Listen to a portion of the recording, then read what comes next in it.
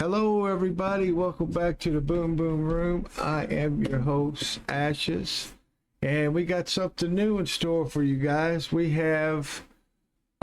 going to start a series and have either be solo on this or have different co-hosts, and it's going to be called 50 States, Spooky Tales from 50 States, guys, and we're gonna tell some stories. Yes, yeah.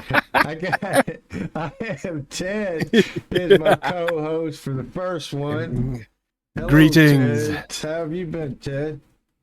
Greetings. I have been good. Yep. Yes, it's time for the spookiness. Yes. I'm feeling the spookiness, man. Yeah, I am too. I'm really excited to bring these spooky tales to life, Ted. And So, yeah, go ahead. I mean, it's like every state has their regional food recipes. So, Yeah. What's it gonna, so what spooky tales from every state Yes. in the nation? Dude, that is a great idea. It's gonna be a lot of fun, man.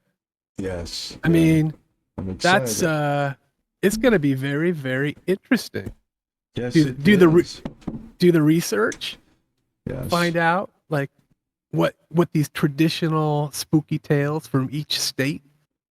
Oh yeah. Man, I can't wait for this, dude. Yes, yep. It's I'm very excited, but very excited.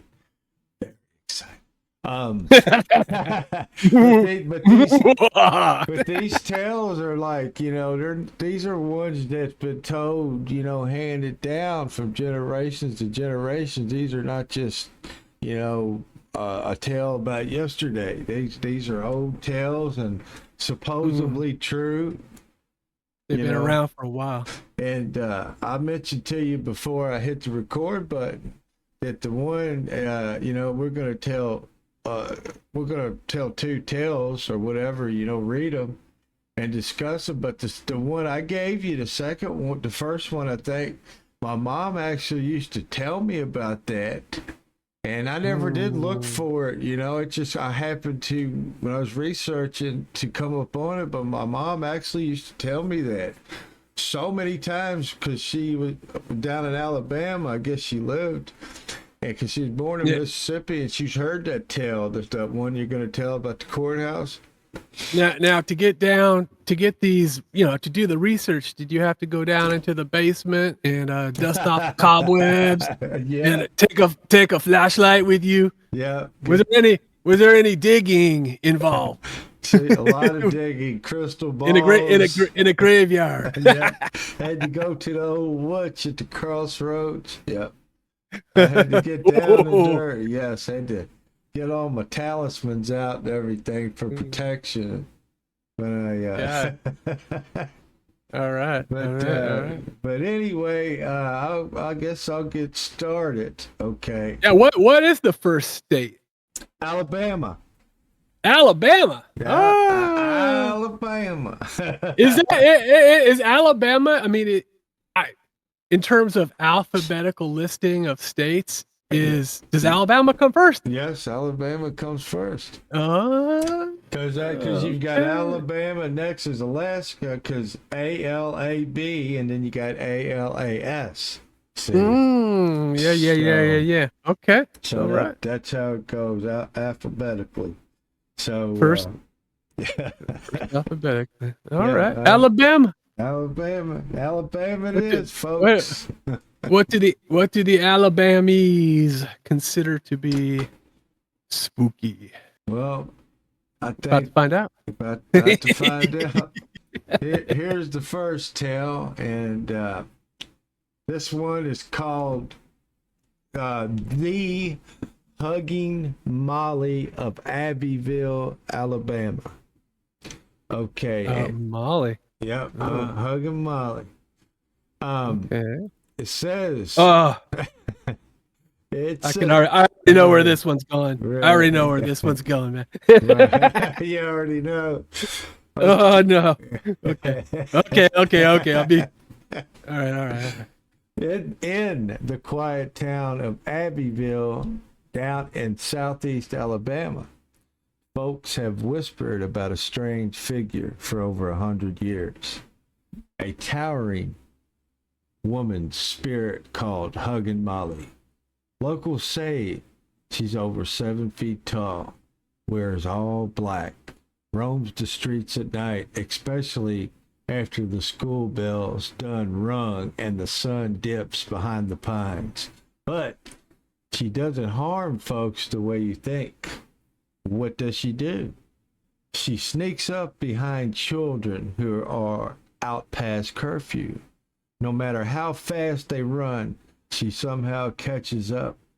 Then she wraps her long, bony arms around them in a tight, bone-crushing hug and lets out the most piercing scream that you ever heard right in their ears. She don't leave a scratch, but kids swear the sound stays with them for weeks, and some folks even say they've gone temporarily deaf in one ear.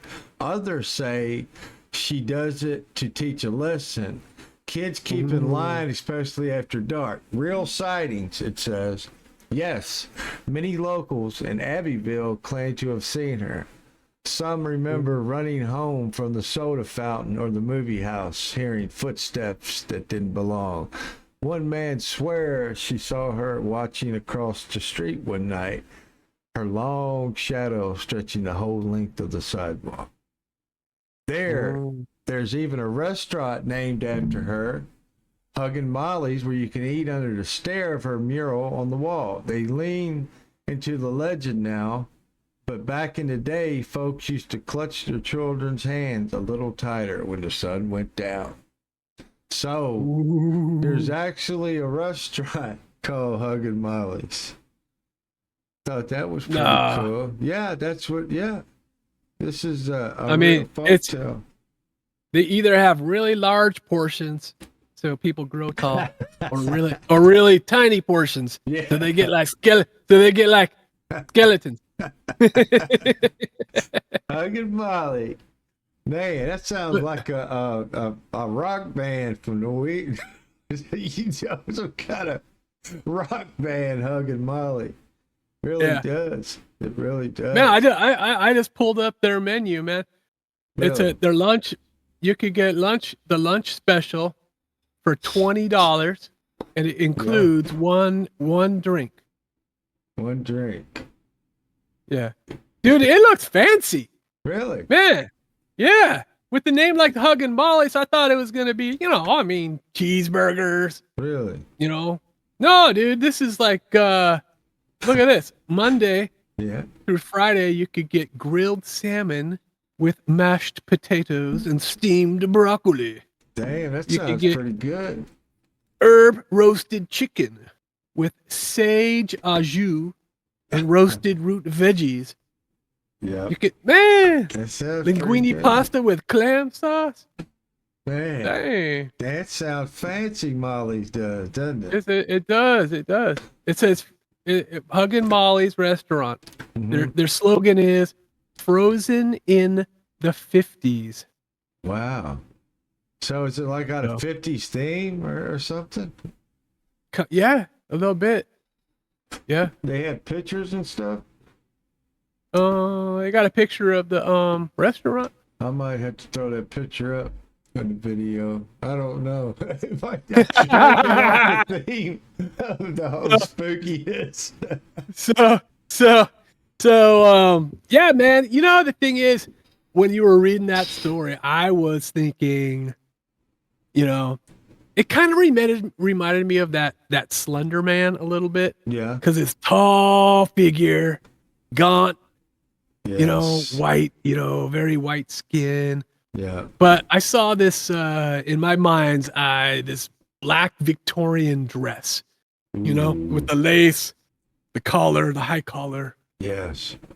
And it's interesting that it's spooky, obviously intended to scare the kids straight a little bit without being too spooky, you know? Yeah.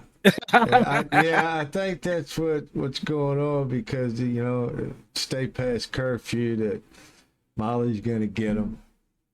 It's not gonna keep them awake at night, but it's a little something to think about.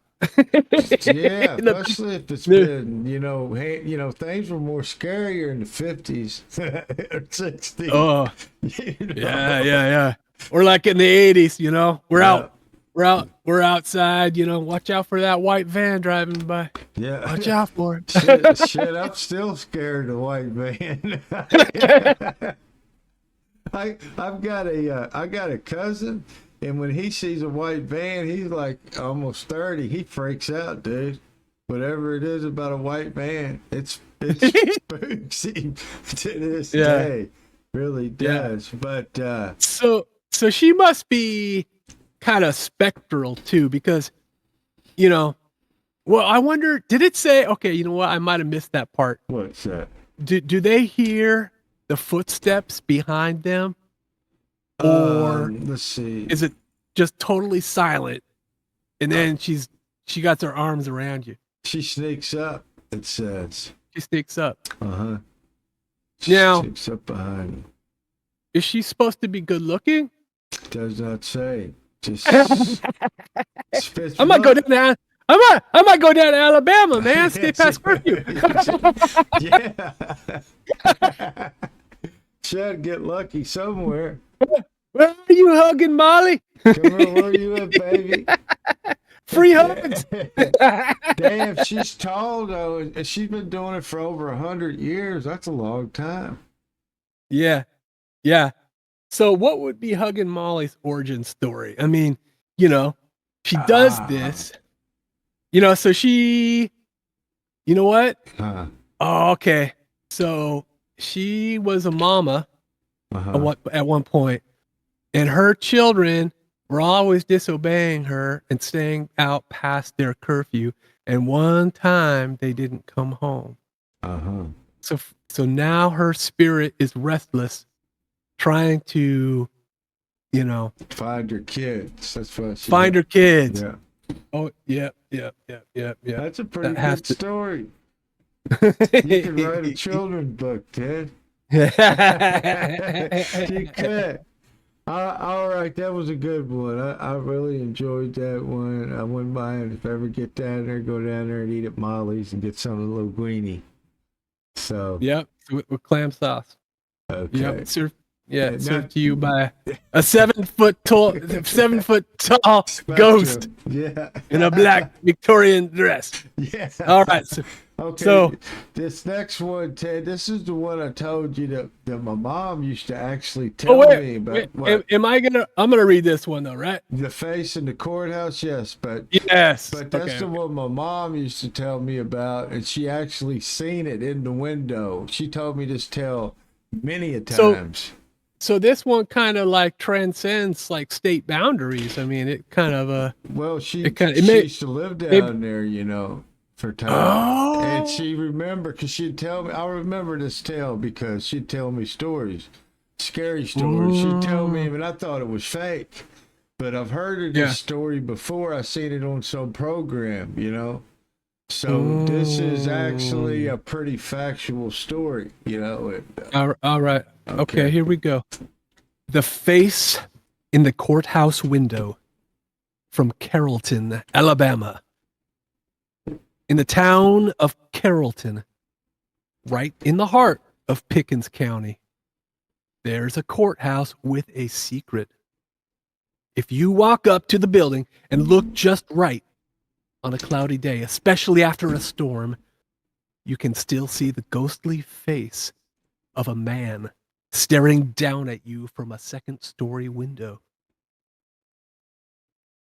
The legend is, back in 1878, a black man named Henry Wells was accused of burning down the original courthouse. There was no real proof. There were just whispers, and also racial hatred. A mob came for Henry before there was ever a trial. Henry was beaten, chained, and dragged to the new courthouse that was still under construction. While he was locked in the attic during a thunderstorm, Henry supposedly shouted down to the angry crowd, "I'm innocent! And if you kill me, I'll haunt you for the rest of your lives. My face will be here forever." Later that night, lightning struck the courthouse. Some say it hit the exact window Henry had been staring from and burned his face into the glass. The scariest part, it's still there. No matter how many times they replaced the glass window in the new courthouse or tried to clean it, that image of the face always returned. You can see it yourself. Top right window of the old courthouse. Locals say it's clearest when a storm's rolling in. Some folks say it's just oxidation in the window pane, but old timers, they believe Henry's soul is still watching, waiting for justice. Oh, that's yep. I think you could actually look online and see the pictures of Henry Wells in the window. Yep. Henry Wells' face. Okay. Yeah. Looking it up. Yeah, I believe you can look online and see it. Do you see a picture of it? I'm looking it up right now. Okay. Oh, I do. Let me look it up. Yeah. Yeah. Yep. So according to that story. Wow.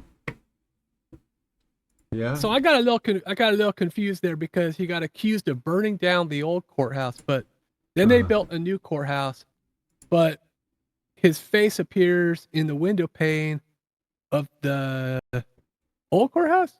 But maybe, I don't know, maybe it's the new old courthouse. It was new, but now in 2025 it's old. Yeah. He burned down the original. He burnt down the original in 1878. Well, he was accused of it. Meeting him. Dude, okay. Well, Henry Wells was a juggalo. Was he? If you look at that, no, I'm just looking at a picture that Google brought up. But they say that as many times as they've changed that window, man, his face is still there. It doesn't matter. So that's wild, isn't it? There's a whole documentary on YouTube about it. Yeah. And, well, now.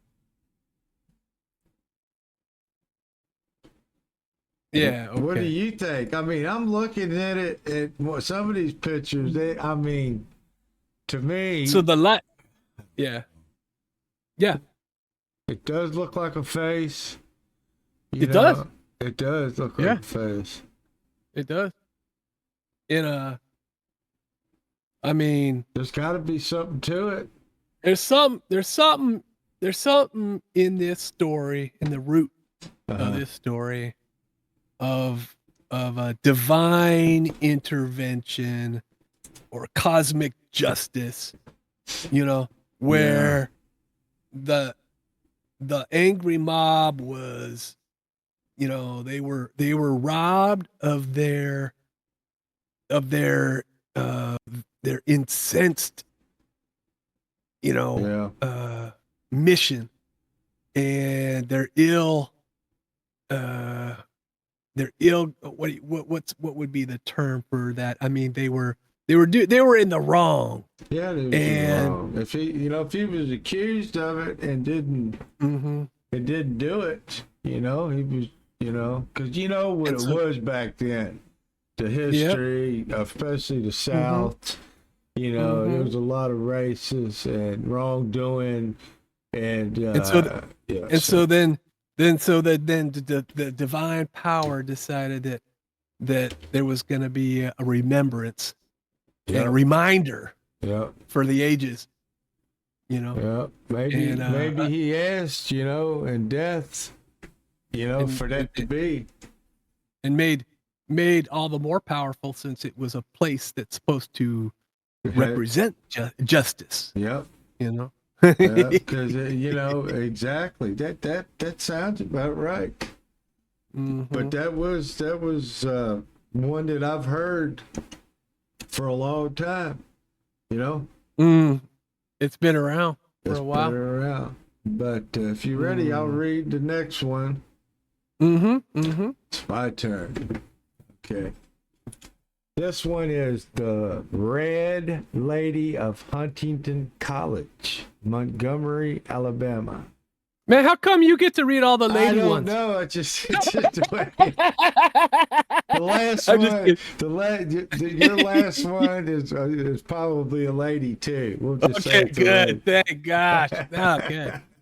Yeah. At the old Huntington College in Montgomery, there's a ghost that still walks the halls of Pratt Hall. They call her the Red Lady, and if you see her, they say you'll never forget it. The story: back in the early 1900s, a girl named Martha came down from New York to attend the college. She was shy, quiet, didn't make friends easy. The other girls thought she was strange, not mean, just sad.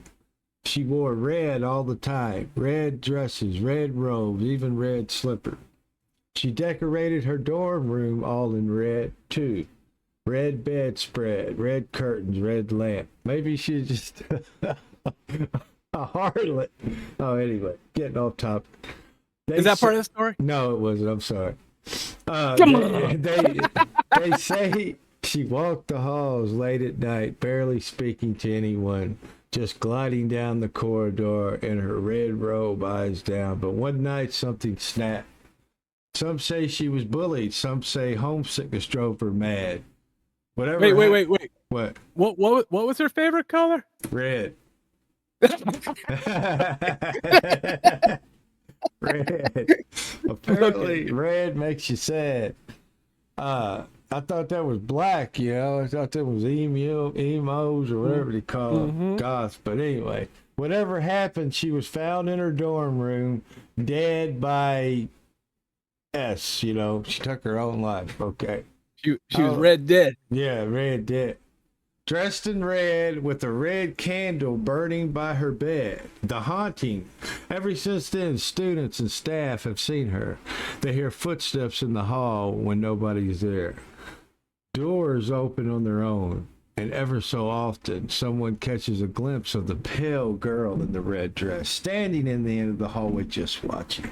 They say her ghost is still searching for peace. If you walk Pratt Hall at night, you just might hear the soft flick of her candle being lit. Okay, I've got to look her up. So, Pratt Hall. yeah, Pratt Hall. Pratt Yep, Hall. yep. Pratt. Yeah, Hall. Oh, guess what Red. color it is? But It's red. Pratt Hall. Okay. I think. Pratt. Okay, yeah, it's called the Red Lady of Huntington College.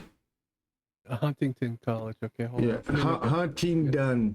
It's Huntingdon. D-O-N. Huntingdon. Yeah, Huntingdon. That's a weird. Like Don who went hunting. Yeah, that is weird. Huntingdon. So yeah, that's a true tale out of Montgomery. And, well, so check this out. Huh. They demolished it. Really? Yep.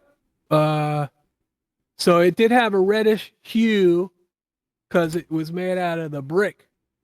Uh-huh. And if there's judging from these photos, if there was any place that was gonna be haunted, it would be this place. Really? This place is, oh, dude, this place. It was the type of place where, man, you would not want to stay the night alone inside that place. Woo-wee. Damn. That place. Yeah. So when was it demolished? Huh. I don't know. So interesting as red. Uh-huh.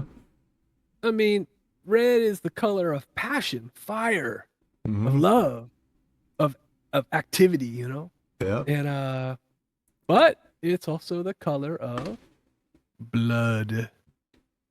Maybe, And, I mean, maybe she was into some satanic stuff because a lot of, people believe that into the satanic worship, there's red, So maybe, oh. she was Huh. into that and lovesick. I don't know. Mm-hmm. But, Mm-hmm. but yeah, Yeah. that's, I didn't really get a lot of backstory on her, but obviously maybe she's just depressed, miss New York, miss those traffic of the horses and buggies. I mean, if I was thinking about it, like what's interesting about this one to me is that most of the time when you think about people seeing ghosts out of the corner of their eye, it's I think of like something kind of glowing white Yeah. or really light green or blue. Yeah. But dude, if I saw a glowing red ghost, dude, that would be scary. Yeah. That would be really scary. Yeah. Red or black, really, to be honest with you. Either one of those colors is pretty dang spooky for real. Oh man. Dang. But But it's always like a woman or a girl, and they're always depressed. It seems like those ghost stories to me. Or maybe just in life she was, easily embarrassed, Yeah, maybe. Yeah, she always red in the face. always. Maybe. You might have been really pretty. You never know. Yeah. But the next story, our last story that you're gonna read is the cute one. Mm-hmm. You got a good one. Mm-hmm. You want to go ahead and Yep. read that one? All right. Y'all, this one, the last of these famous spooky stories from. Wait, Ashes. This is considered folklore, right? These stories. This is folklore. Yeah, spooky folklore. Yeah. Yeah. Okay. Yeah. The last of our last of our spooky folklore stories from the state of Alabama. Yeah. Is called the White Thang of Alabama. Now, that's right. Thang with an A, not thing, because that's what folks called it when they seen it. I don't know what it was, but that thing weren't no bear. The legend. The sightings go back as far as the 1930s, mostly from the northern part of Alabama, around Morgan, Etowah, and Jefferson counties. People started reporting a large, white, hair-covered creature running through the woods. Big, real big, like 7 to 9 feet tall. But here's the weird part. It moves fast. Too fast. Folks from Alabama say it runs on all fours sometimes, but will stand up and walk like a man. It's covered in long, white, shaggy fur, almost glowing at night. And it don't make a sound except for a scream so shrill and human-like, it'll make your blood run cold. What is it? Some call it Alabama's version of Bigfoot. Others think it's a ghostly creature, maybe some kind of spirit beast tied to Native American land. A few even say it's a part mountain lion, part something else, some unholy hybrid. But everyone agrees on this one thing. It don't want to be seen. And if you do see it, it just stares at you with red glowing eyes, then vanishes like it was never there. Is it still seen today? Yep. Hunters, campers, and hikers still report strange sightings of a white creature in the woods. Sometimes they find weird tracks or hear that horrible scream echo across the hollers where no animal should be. Some say it's migrated to the south. Others think there's more than one. Mm. The white Thang of Alabama. Well, I had a new friend that has a cryptic channel, and he said he's seen a white Bigfoot in Arkansas.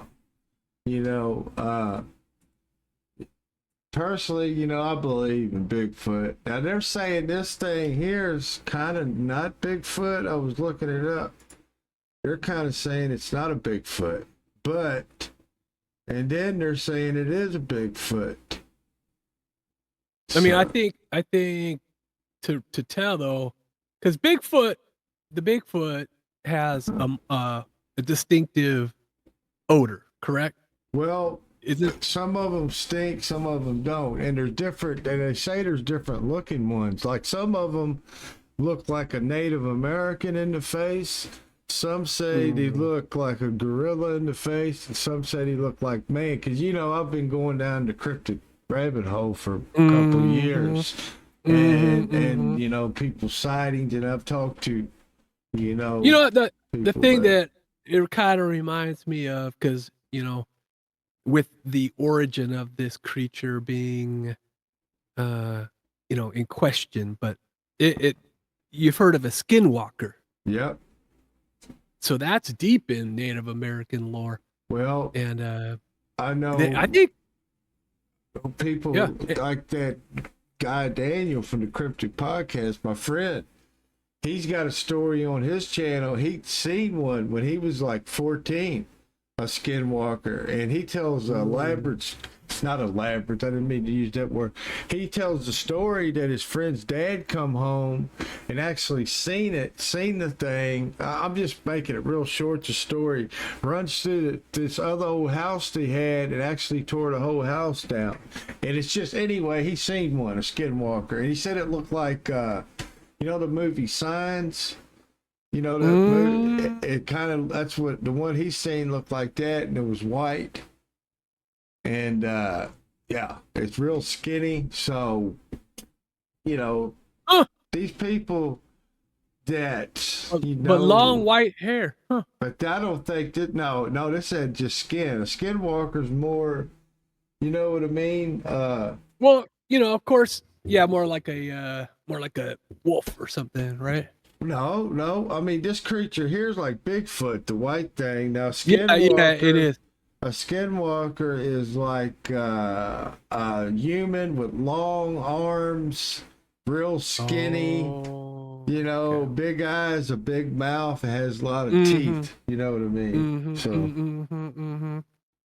Because the only other famous white Bigfoot type of cryptid is a Yeti. Yeah. But Yetis are supposed to be over in Tibet. Yeah, that's all the way on the other side of the world. Exactly. But I'm telling you, this dude legitly told me he was actually a police officer and down to earth person. Said he seen one in Arkansas jump over his vehicle. Yep. Wow. Yep. Wow. And it has glowing red eyes. I don't think this one he's seen that didn't have, He didn't see his eyes, but he seen it was a white Bigfoot, you know, and his wife, you know, kind of doesn't believe. And he said that she said that she thought it was a llama. But how's a llama gonna jump over your vehicle going 55 miles an hour? A white llama. Yeah. I mean, you know, so all animals though, like if you remember camping or being out in the woods, you shine a flashlight out in the trees. I mean, if there's an animal out there, their eyes are gonna look like they're glowing. Yeah, you know, eyes shine, of course. Yeah, so I mean, it's not maybe necessarily that this thing actually has glowing red eyes. Maybe, you know, that's attributed to the eye shine. You know. But with that long white hair and fur, I mean, it's got this species, whatever it is, has to have like an elaborate grooming ritual, or else that hair would be all matted up, man. It'd be all funky. That's what I was going to tell you. I've heard a lot of there's a lot of encounters that I've heard about Bigfoot, and you said you got the most beautiful hair you've ever seen, flowing hair. Yeah, they do that little Jason Momoa little hair flip, you know. Yeah. Look at me. I rub oak leaves and oak leaf oil to keep my fur.